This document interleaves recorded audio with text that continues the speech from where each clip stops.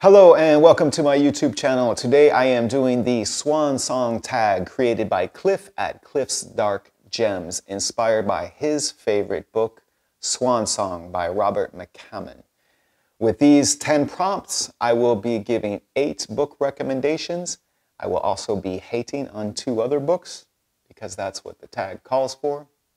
And to make it more of a challenge, I will take a book that Cliff used to answer a prompt in his original video for this tag. I will take that book and use it to answer a different prompt.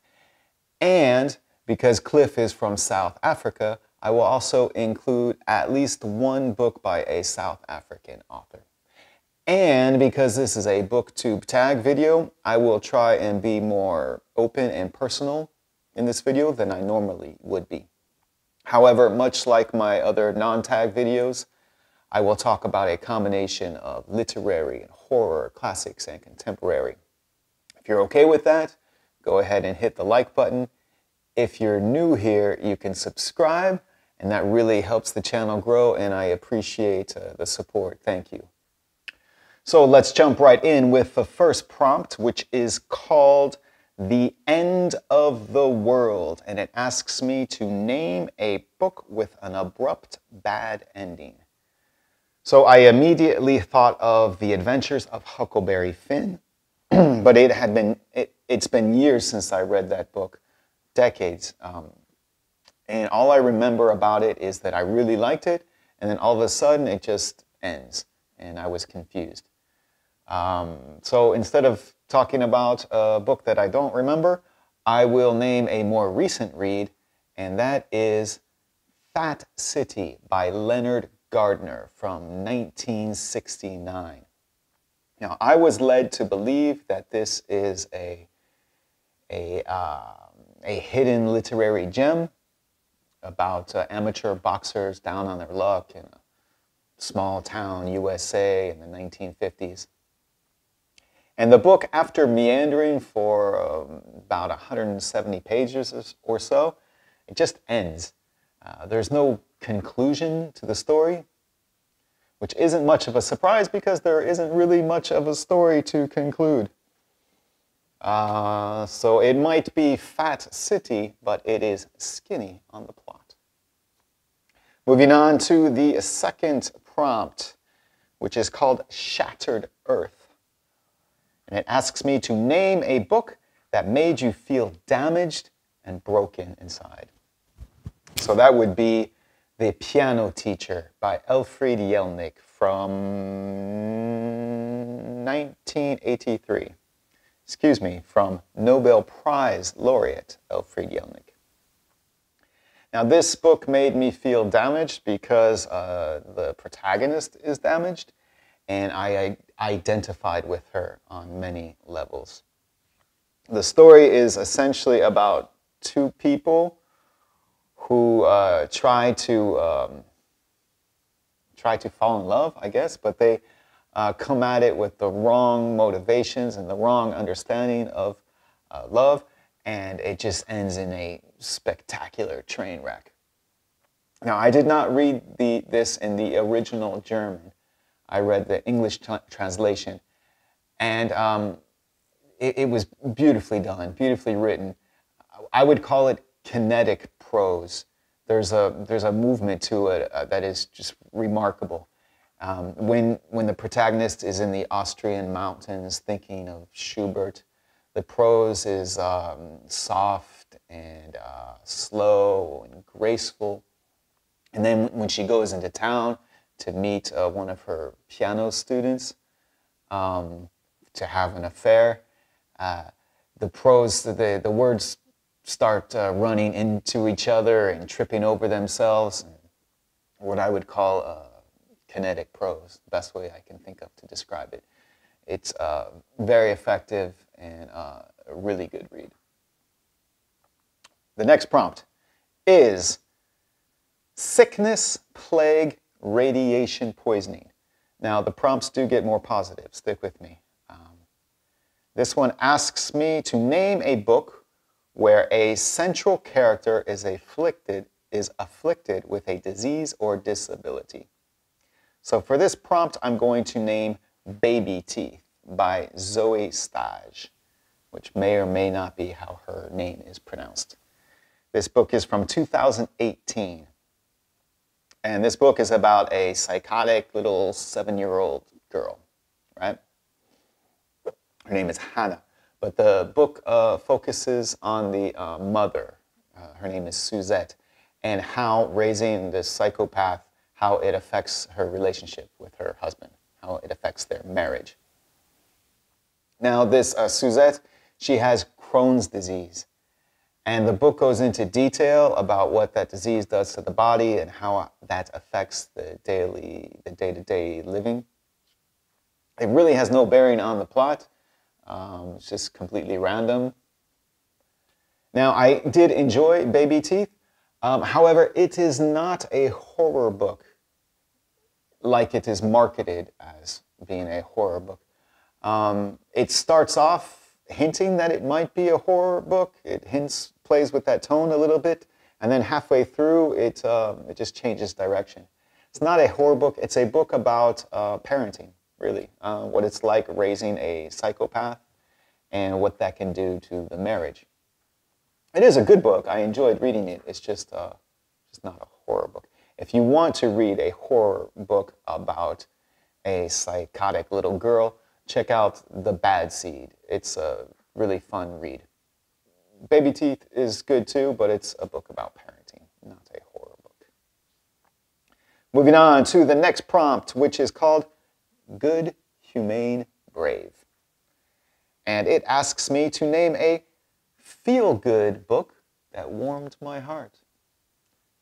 It's a bit of a challenge. I have a heart of ice. Ice the size of an apple seed.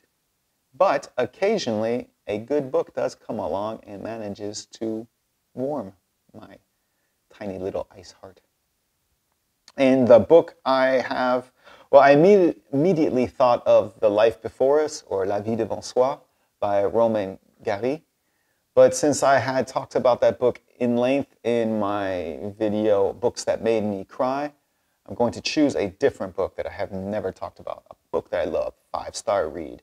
And that book is Choke by Chuck Palahniuk from 2001.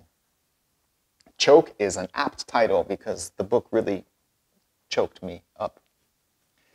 Choke was Chuck Palahniuk's 4th book, his first being Fight Club, and Fight Club was a huge success.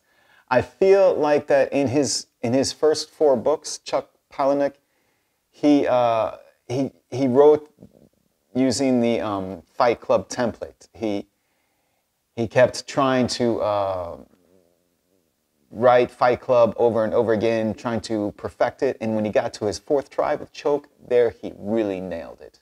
Choke is a perfect book, in my opinion. And it warmed my heart because the protagonist, who is down on life and perhaps a bit cynical, his good-hearted actions are ultimately rewarded. And his bad decisions, he pays a price for them, but the price is not too high, and he's able to grow and learn from them. And even if it starts out a bit cynical, it's ultimately a feel-good book, and I felt very good reading it. If you haven't read it already, Choke, I give that a super high recommendation. The next prompt is Evil Warlords Powerful. Name a book that contains your most hated character. Okay, so now I'm going to hate on a book. And that book is Jurassic Park by Michael Crichton from 1990. Now, I read this book shortly after it came out, before the movie came out, actually. A movie, by the way, which I have never seen and don't intend to. I hated this book because I hated the characters. There's a scene in the opening section of the book where the characters are on a helicopter, and they take the helicopter to an island where the action is going to take place. And here we meet all the characters, and I hated them. there's one character in particular who is a mathematician. And I feel like this character was created so that the other characters could hate on him. And in consequence, so the reader could hate on him. Now, here is where I open up about myself. When I was a teenager, which was a few years before reading Jurassic Park, I was exposed to religious fundamentalism. I was living in the United States at the time, and there's quite a bit of that going around over there. And in this particular brand of Christian fundamentalism I was exposed to, it had a vehement anti-science component to it. Science is trying to prove that there is no God. Science is anti-faith. Science is of the devil. That sort of thing. So when I am confronted with anti-science rhetoric or anti-science sentiment, I get very nervous and I react very badly to it. Conspiracy theories, alternative medicine, science, hatred, that sort of thing makes me nervous, makes me scared. I do not like it. And right or wrong, that's how I read Jurassic Park, especially the introduction to the scientist in the group. Yeah, anti-science rhetoric, anti-science sentiment, I react very badly to that. So Jurassic Park, I am not a fan. Moving on.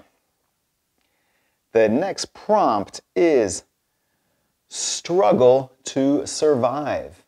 And it asks me to name a book where a character or characters put aside morals, ethics, and values in order to survive. So I immediately thought of The Troop by Nick Cutter from 2014. The Troop is a horror book about a group of Boy Scouts, a group of boys who are on an island, and they get introduced to this virus, flesh-eating virus, that it comes to the island. And so they have to keep from getting infected, and they have to try to get off the island, which, because of a harsh quarantine imposed, it's going to be quite difficult. Now, I can't blame any of the characters for the decisions they make, or most of the characters. But The Troop, I thought, was a fun horror book. It has flesh-eating bacteria, or a flesh-eating virus, which is cool. It has at least one evil kid, and it has some gruesome body horror to it, so there's a lot to like. The next prompt is called Absent Technology, which, in my opinion, is the best kind of technology sometimes. Not always, but sometimes. This prompt asks me to name a book that makes me think of a life without gadgets. So I am very happy for this prompt because it gives me the opportunity to talk about a book I love. And that book is called The Prospector, or Le Chercheur d'Or by G.M. Clezio from 1988. Oh, excuse me, from Nobel Prize laureate G.M. Clezio.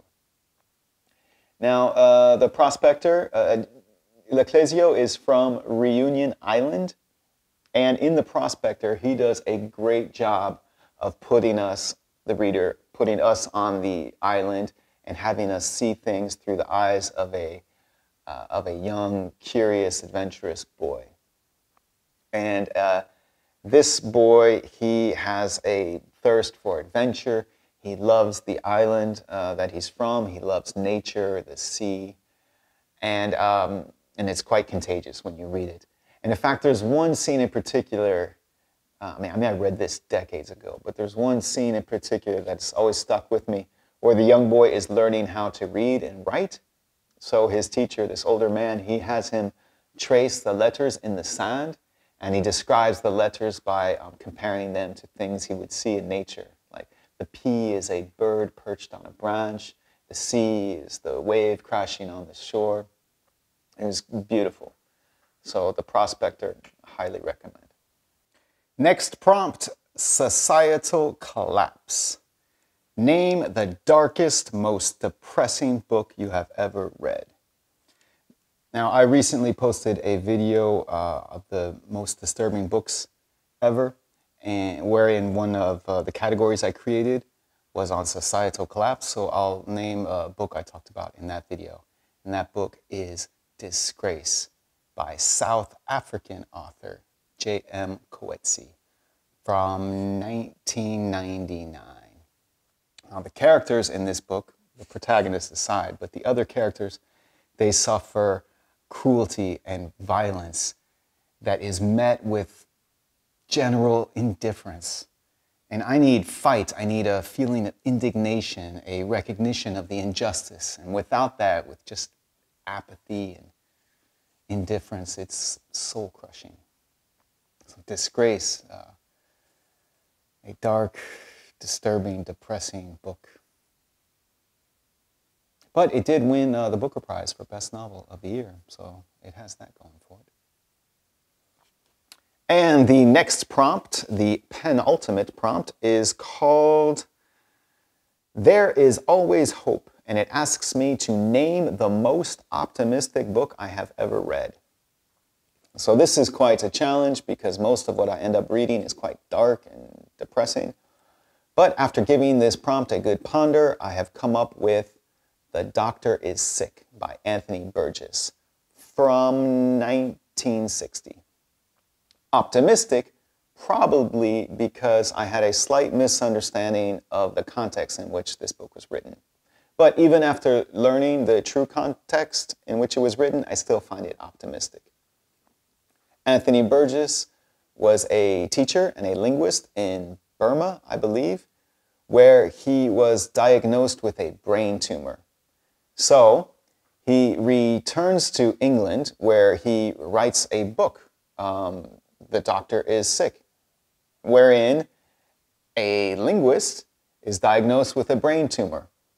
So he's at the hospital, and the night before the operation, he escapes and goes on this wild escapade throughout London, meeting all these quirky characters and discovering and assimilating all these dialects and languages London has to offer.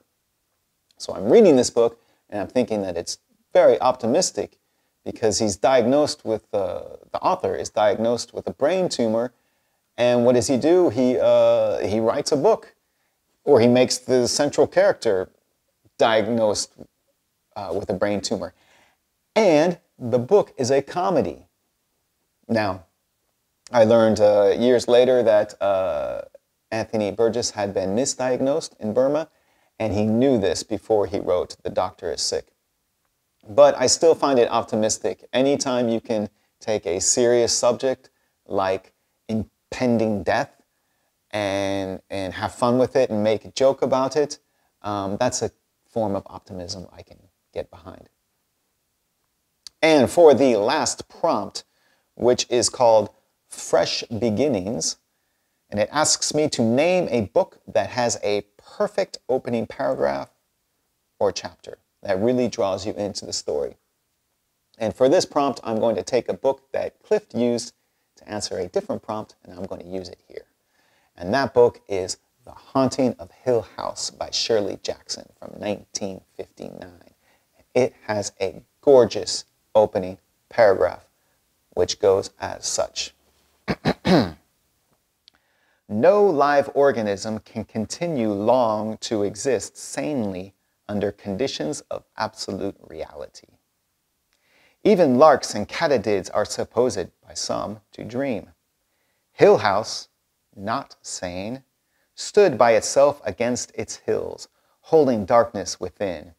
It had stood so for 80 years and might stand for 80 more. Within, walls continued upright, bricks met neatly, floors were firm, and doors were sensibly shut. Silence lay steadily against the wood and stone of Hill House, and whatever walked there walked alone. A great opening. I love a book that acknowledges, right from the outset, that acknowledges the perils of absolute reality. I, for one, have a strong aversion to reality. So I can really get behind a book that opens by warning you against reality, right? And the central character echoes this sentiment. She spent most of her adult life looking after her invalid mother, so she has really no experience interacting with people or adult people. And for this weekend retreat that she goes on at Hill House, where she's going to meet these strangers and interact with them, she embarks on this opportunity with unbridled and unearned optimism, completely divorced from reality and what her expectations should be. So it makes for a compelling character, and it makes for a very compelling book. So there it is, the Swan Song tag. I want to thank Cliff at Cliff's Dark Gems for creating it. I'm going to leave a link to his original video in the description box. And I myself am also going to tag Jennifer Brooks, Goddess of Gore, and Bibbidi Bobbidi Books. So what do you think of the books I talked about in this video? Have you read any of them? Are you thinking about reading any of them? Or let me hear about it in the comment section. Or just stop by and say hi. I always love hearing from you. And thanks for watching. I'll see you at the next video.